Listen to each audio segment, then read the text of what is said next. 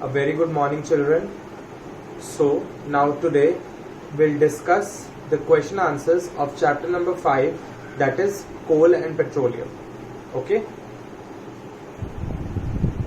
so question number first is, what are the advantages of CNG and LPG as fuels? So CNG is compressed natural gas and LPG is liquefied petroleum gas. So they are asking what are the advantages of these as fuels. So the first advantage is that they are easily transported through pipes, means they are gases, so they can flow, they can be easily transported through the pipes. The second is they are cleaner fuels, means they do not produce smoke on burning, means when we burn them they do not produce smoke. The next is they are burnt directly, means when there is no ignition or no other substances required to burn them, they can be burnt directly.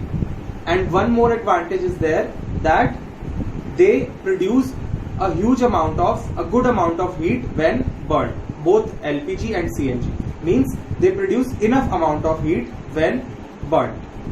So these were the advantages of LPG and CNG as fuels. Okay, so the next question is, name the petroleum product used for surfacing of roads.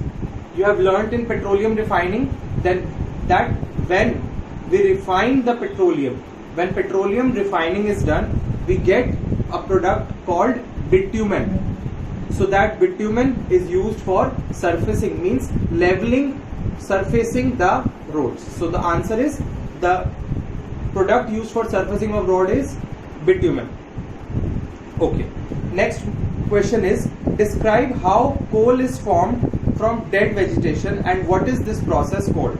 Okay, so as you have learned when we were doing the chapter formation of coal, what happened around millions of years ago, there were dead forests that got buried, there were dense forests that got buried under the earth due to the actions of natural calamities like floods and storms. So over the years, soil got deposited over those dense forests. The forest, the dead vegetation kept buried under the soil, and when it is buried due to high temperature and high pressure conditions, I repeat, due to high temperature and high pressure conditions, those vegetation got converted into coal slowly, gradually and slowly. Those dead vegetation got converted into coal.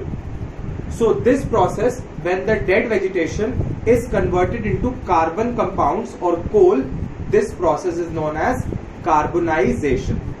Okay, the process of conversion of dead vegetation to coal is carbonization.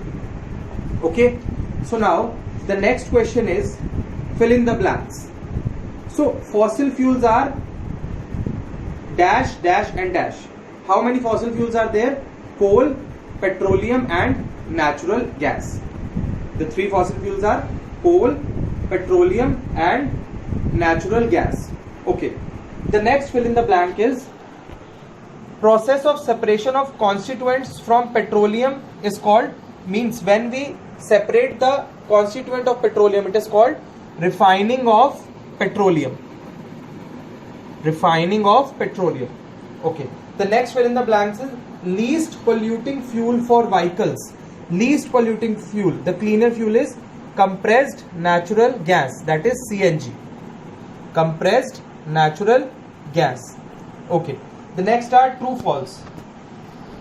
The next are true false. So the first question is, fossil fuels can be made in laboratories. Can we make fossil fuels in laboratories?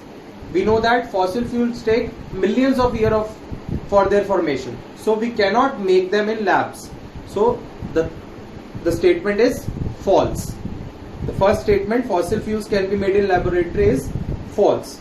Next question, CNG is more polluting fuel than petrol. CNG is a cleaner fuel, it is least polluting fuel. So this statement is also false. It is not a polluting fuel. So the statement is false. The next is, coke is almost pure form of carbon. We have learned that coke the coke is almost pure form of carbon. So the statement is true. Next, coal tar is a mixture of various substances. The coal tar is made up of various substances. We have learned while doing the chapter. So the statement is true. Next, kerosene is not a fossil fuel. We know that kerosene is obtained from the refining of petroleum, and petroleum is a fossil fuel. So they are saying that kerosene is not a fossil fuel. So the statement is false. Got it? Now the next question is, explain why fossil fuels are exhaustible natural resources. So we have learned that what are exhaustible natural resources? The resources which are present in limited quantity in the nature. And we know that fossil fuels, the formation of fossil fuels take millions of years, and the conditions are high temperature and high pressure, and we cannot provide these conditions and such a long period of time in laboratories. So the fossil fuels which are present in the nature are their limited quantity, so that is why they are exhaustible natural resources. We cannot make them in labs, and their formation takes millions of years. So this is the reason why they are exhaustible. Means if we keep on using them over a period of time, there will be a time they will get finished. So that is why fossil fuels are exhaustible natural resources. Thank you.